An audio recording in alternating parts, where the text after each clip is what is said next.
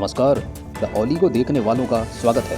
भारतीय reserve bank यानी RBI ने इस साल में अब तक कुल 100 बेसिस पॉइंट्स बीपीएस यानी 1% की रेपो रेट कटौती की है। इससे सबसे ज़्यादा फ़ायदा हुआ है होम लोन बोरोवर्स को।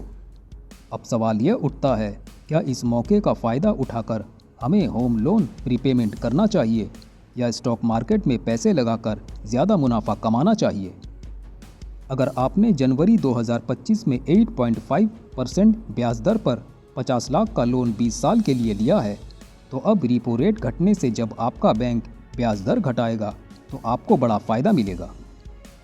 अगर आप ईएमआई वही रखते हैं तो आपकी लोन की अवधि कम हो जाएगी। आप करीब 14,78,000 ब्याज में बचा सकते हैं। लेकिन अगर आप ईएमआई कम कर देते हैं तो आपकी ब्याज में बचत कम होगी, यानी सिर्फ 7,12,000 की बचत होगी।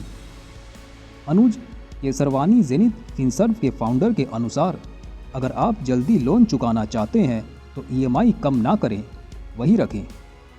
अगर आप खर्च या इन्वेस्टमेंट करना चाहते हैं तो ईएमआई कम करके फंड्स को दूसरे एसेट्स में इन्वेस्ट कर सकते हैं।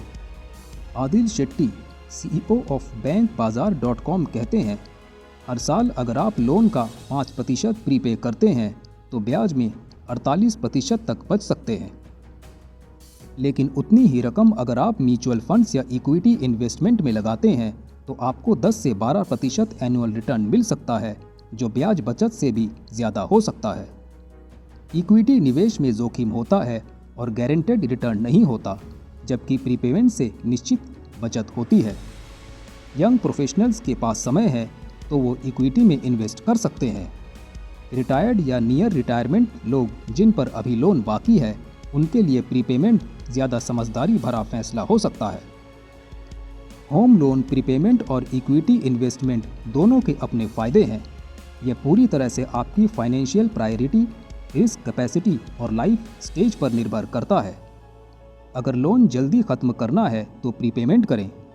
अगर वेल्थ बनाना है और समय है तो इक्विटी में निवेश करें। आपका कीमती समय देने के लिए धन्यवाद।